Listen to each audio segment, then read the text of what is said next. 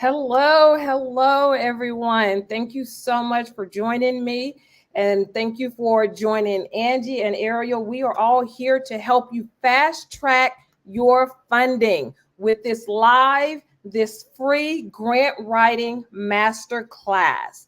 There seems to be a fear when it comes to writing proposals, when it comes to reading grants and applying for those grants.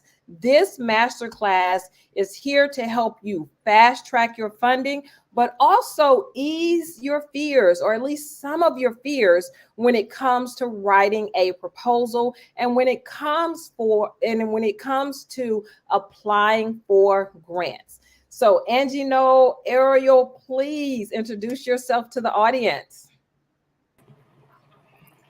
Hello, my name is Ariel, and I'm a program officer with AmeriCorps Seniors. Hello, I am Angie Knoll, and I'm a program support assistant with AmeriCorps Seniors.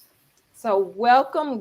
Before we get started, just a few housekeeping rules. Make sure you mute your phones, your computers, your laptops, your tablets, wherever you are watching us from. Please make sure and mute those. If you have questions, if you have comments, please put those in the chat, put those in the comment box, and we will address those towards the end of our presentation. Again, mute all of your devices, please. Questions, comments, put those in the chat, and we will address those at the end. Also, Angie and Ariel are doing a wonderful thing. They are giving away their PowerPoint to you free of charge. So if you want this PowerPoint so you can go back and look at it and study it and see if maybe you missed something, stay tuned to the end of this and I will tell you exactly how to get that free PowerPoint. Please, as you are tuning in, follow me on all of my socials, YouTube, LinkedIn. I'm always putting information there for applying for proposals, reading grants, and everything that goes along with it. Now, without further ado, I am going to turn this over to Angie and Ariel. Thank you, Crystal. So welcome to Introducing AmeriCorps Seniors and its programs. As you know, my name is Ariel, and I'm a program officer with AmeriCorps Seniors, and I'm here with my colleague, Angie Knoll. Today, we're going to do an overview of AmeriCorps Seniors, and the 4 types of programs under the AmeriCorps Seniors umbrella. We'll also discuss our basic grant-making process and some tips for success. Next slide, please. So briefly to go over the agenda. First, we'll discuss the mission and the history of AmeriCorps. Then we'll explain our notice of funding opportunity. We'll get into the different phases of the grant award, some common mistakes applicants make, and tips to help you be successful. And finally, we'll share some resources with you. Next slide, please. Let's go ahead and talk about our mission. AmeriCorps is formally known as the Corporation for National and Community Service.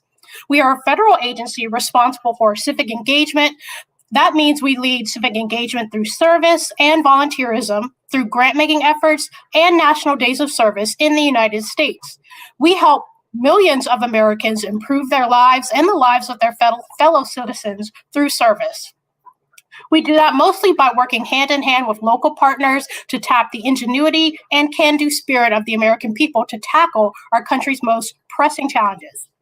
The agency provides more than $800 million in grants annually. Please go to the next slide. Let's talk about our history.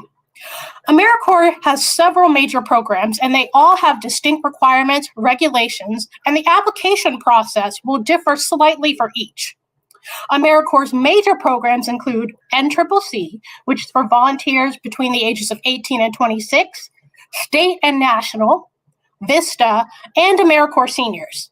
We also have our 9/11 Day and MLK Day of Service grants. The focus of today's presentation will be AmeriCorps Seniors. So AmeriCorps Seniors has 3 programs, and along with VISTA, they are the oldest programs under AmeriCorps. Because of that, many of our grantees have been with us since the beginning. It's uncommon to hear from directors who have been in their positions literally for 30 or 40 years. Those long-standing community connections make our programs trusted voices in the communities they serve. Let's look back at some important parts of AmeriCorps' history. Knowing a little about the history and legislation that created AmeriCorps can help you understand the structure and our way of doing business. So in 1950, President Harry S. Truman initiated the first National Conference on Aging, sponsored by the Federal Security Agency. In 1964, the Volunteers in Service to AmeriCorps, or VISTA program, was created to help communities combat poverty. In 1973, Congress passed the Domestic Volunteer Service Act, which authorized the creation of the 3 AmeriCorps Seniors programs, which are Foster Grandparent, Senior Companion, and RSVP. The act built on a decade of effort to spur volunteer participation by older Americans and also created the Action Agency to house these 3 programs and administer funds to them. In 1993, Congress signed the National Community Service Trust Act, which provided a major reorganization of the federal domestic volunteer programs. The act merged the Action Agency and the Commission on National and Community Service into the Corporation for National and Community Service, or as we say, CNCS. In 2009, the Edward M. Kennedy Serve America Act was signed. The act reauthorized and expanded the national service programs under the authority of AmeriCorps. The Serve America Act aimed to drive service as a solution in the areas of education, health, environmental stewardship, veterans, and economic support and economic opportunity. It also created new programs such as the Social Innovation Fund and the Volunteer Generation Fund. In 2020, the Corporation for National and Community Service, or CNCS, rebranded its name. Although CNCS remains our legal name, we now operate under the working name of AmeriCorps, and Senior Corps is now referred to as AmeriCorps Seniors. Next slide, please. Now we're going to get into a brief overview of our 4 programs for AmeriCorps Seniors. Next slide, please. Let's take a look at the AmeriCorps Seniors programs. As I mentioned, they are all under the AmeriCorps Seniors umbrella, but they are all 3 distinct programs with their own regulations and their own focus. So we'll get into that now. Next slide, please. First, let's talk about the Foster Grandparent Program. The Foster Grandparent Program is an intergenerational program that connects older adults with children and youth.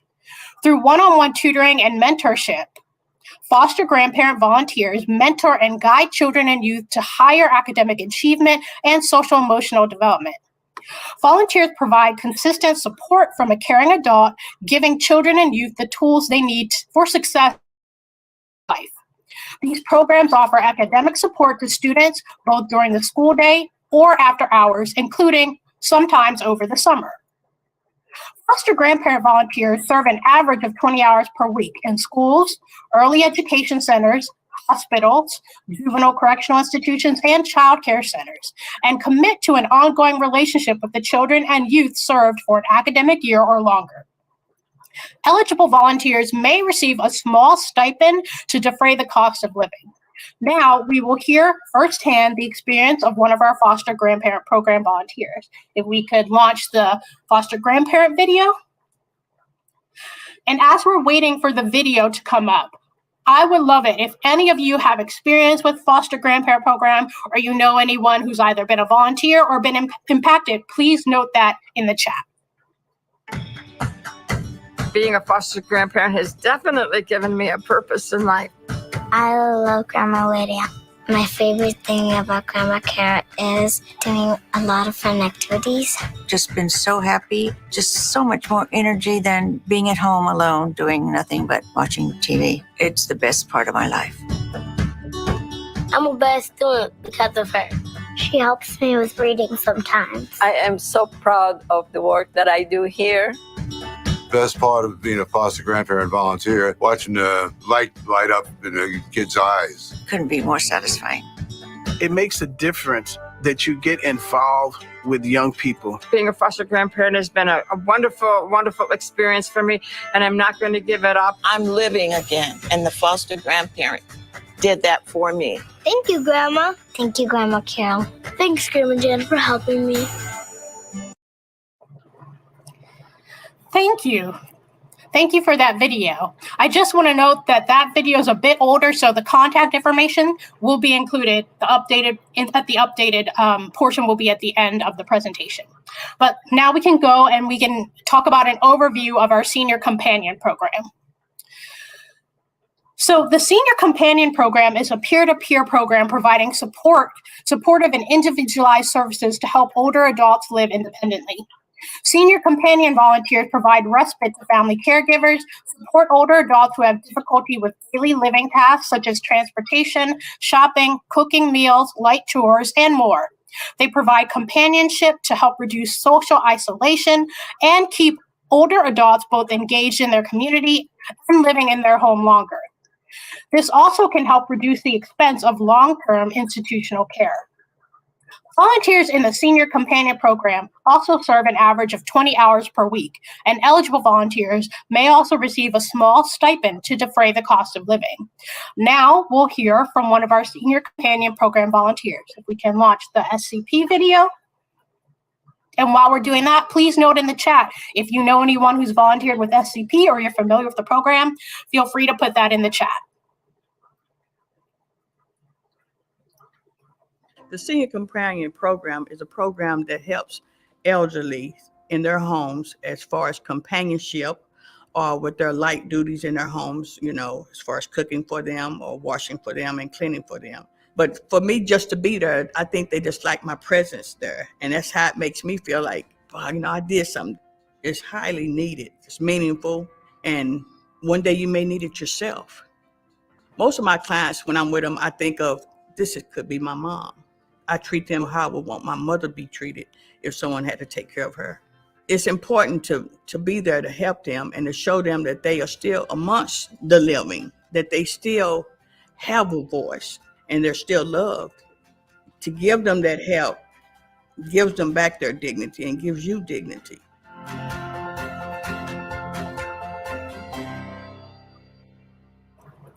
Great. Thank you, Crystal. So we can go to the next slide for our overview of the RSVP program. Great. So now we're going to talk a little about the RSVP program. RSVP, or Retired Senior Volunteer Program, is our most flexible program and helps volunteers address critical community needs. Organizations determine where the need is greatest and how volunteers can respond to the need based on our 6 focus areas, which include disaster services, economic opportunity, education, environmental stewardship, healthy futures, and veterans and military members. Volunteers use the skills and talents they have learned and the social networks they have developed over their lifetime to serve their communities. RSVP volunteers engage in helping with food security, fraud prevention, tax and benefit support, tutoring students of all ages, supporting veterans and military families, disaster support, and conservation, amongst a host of other service opportunities determined at the local level. Unlike foster grandparent and senior companion programs, RSVP volunteers do not receive a stipend, but may be reimbursed for meals, mileage, and other costs related to their service. This is an exciting year for AmeriCorps seniors because this year is the start of our regulatory RSVP competition cycle. Eligible organizations around the country are encouraged to apply. Please see our funding opportunity page for the RSVP competition application. Now we will hear from one of our RSVP program volunteers. If we could launch the RSVP video. And while the video is launching, again, if you have any experience with RSVP, note that in the chat. My favorite part about volunteering with AmeriCorps seniors is the people. It has given me a community of people to work with on a weekly basis. I really enjoy it. I enjoy the exercising part and I enjoy the friendships. You celebrate birthdays together, we go out to lunch, we do things together, and you develop friendships probably for the rest of your life. The value of the classes for clients who are taking it, they may live longer. I think their balance is a lot better and their energy as well as muscle mass. Volunteering has definitely given me a sense of purpose. I think it helps with self-esteem. I would say do it. It gives you a lot of self-satisfaction and it's very rewarding.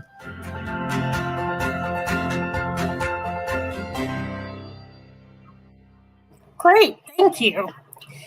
And now we'll go on to a brief overview of our final program, our senior demonstration program. Senior demonstration slide. Thank you. So in addition to our traditional 3 programs, AmeriCorps Seniors also offers our senior demonstration program grants, which allow us to expand our reach and impact.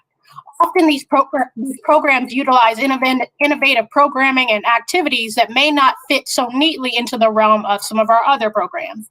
Example of some of our funding initiatives under the senior demonstration include providing pathways from service to employment through our workforce demonstration and supporting Native Nations and Indigenous elders in addressing community needs. Can we go to the next slide, please? So now that you have a basic understanding of our history and our programs, we'll get more into our grant making process. So I will hand it over to my colleague, Angie, who will provide an overview of our Notice of Funding Opportunities. Angie? Thank you, Ariel. Again, my name is Angie Knoll, and I am going to talk with you about the Notice of Funding Opportunity. First of all, what is a Notice of Funding Opportunity? Sometimes you'll see that as NOFO or NOFA, which is Notice of Funding Availability. And the NOFO is the explanation of the grant opportunity and application that's published on AmeriCorps.gov. Although the Notice of Funding Opportunity may vary slightly each year, generally the common components of the NOFO include program description, which includes funding priorities, performance goals, outcomes, program authority, the federal award information, including estimated available funds, award amount, and period of performance. It includes eligibility information, which includes match requirements, if applicable, and volunteer engagement requirements. It includes information on how to submit an application, information on how your application will be reviewed, including the criteria for that, and federal award administration information, including references to guidance, monitoring, and payment integrity information, terms and conditions, etc. And the remainder of the notice includes agency contacts, technical assistance contacts, and appendices.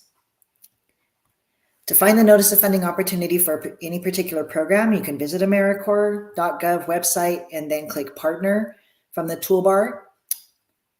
I'm sorry, I think we need to go to the next slide. There we go.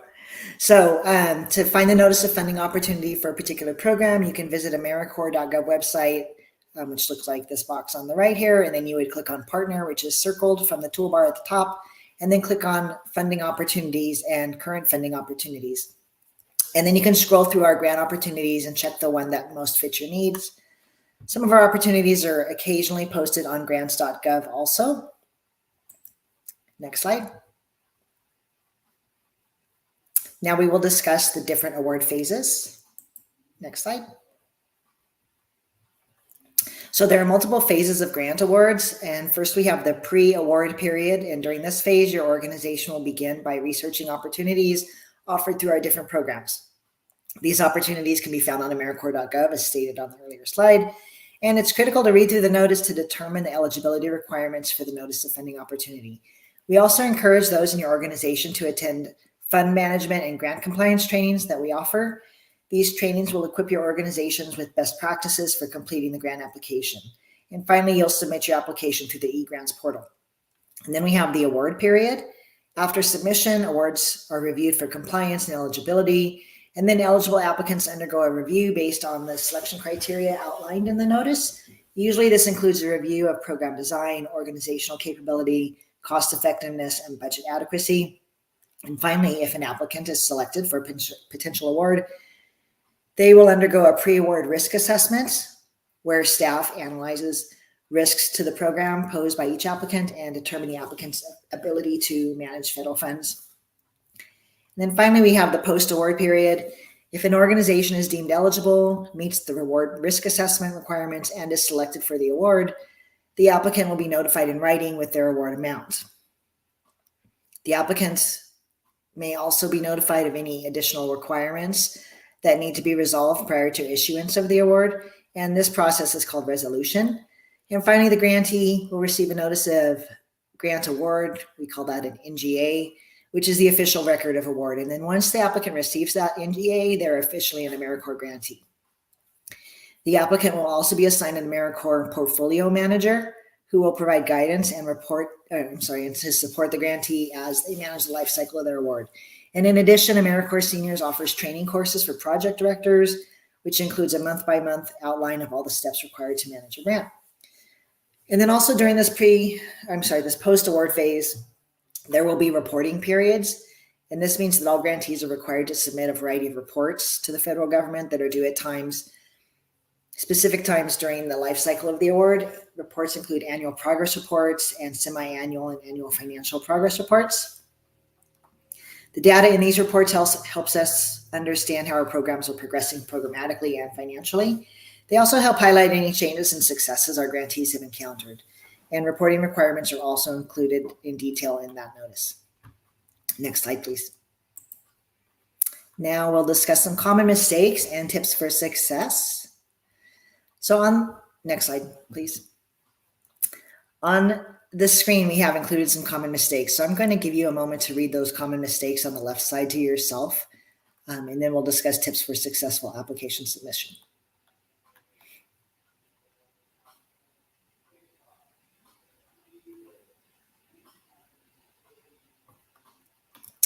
Okay, so the first and most important tip, looking over on the right, is to read the notice. I'm going to say that again, read the notice. It's multiple pages long, usually like 30 to 40 pages. When reviewing the notice, the first thing applicants should determine is if they're eligible to apply. Eligible applicants generally include Native American tribes, institutions of higher education, local governments, nonprofit organizations, states, and U.S. territories. However, it is essential to check the eligibility information for the notice that you're applying for specific criteria. And you should also ensure that your proposed program aligns with the funding priorities for the notice. Many of the notices have specific areas that we are looking to fund. And follow the notice instructions is also very important. It's essential to follow those instructions, including following the executive summary template, maintaining an active system for award management or SAM registration, and having a unique entity identifier. Information about SAM is also included in the NOFO and where to go to get that. It's important to stay within the required page limit and submit your application on time. Adequately demonstrate how your program will address the needs of the community you have outlined is also a priority. And then also to make sure that you have a detailed work plan and budget. The work plans are really important. It's a task plan with action steps to address a specified community need. In the application, work plans form the basis of a proposed project intervention and the need that volunteers will address and what they'll do and what their service should accomplish. Essentially, it's what's the problem, how will you and the volunteers work to fix it, and how will you measure the success. Each outcome-based work plan includes performance measures. More information about the AmeriCorps performance measures is included in the resources that we're going to give you. And then it's also important to write clearly. When you're writing your application narratives, make sure you clearly demonstrate your community need by citing sources and including data where it's appropriate. State the problem impacting your community and how engaging AmeriCorps seniors, volunteers will address those challenges. Be specific as you can by including examples when completing each narrative section of the application.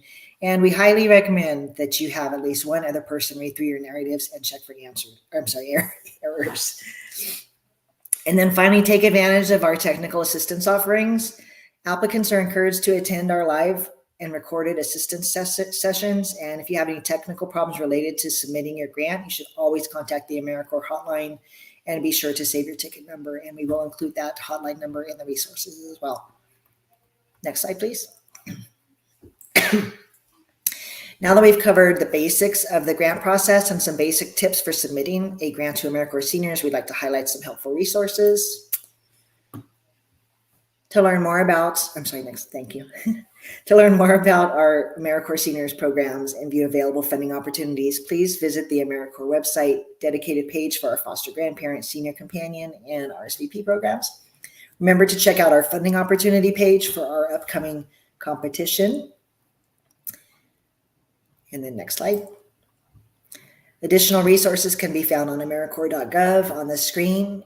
is a link to our Partnering with AmeriCorps page, Evidence Readiness Resource, and the AmeriCorps Hotline, where you can submit questions related to the grant application process. And we've also included the link to sam.gov, the Financial Award Management page. Next slide, please. And then finally, here are links to statutes and regulations which govern our programs. So these are an excellent resource for you to see what can and cannot be done within our grant system. Next slide. And thanks for listening. We appreciate your interest in AmeriCorps and AmeriCorps Seniors programs. We do a lot of good stuff.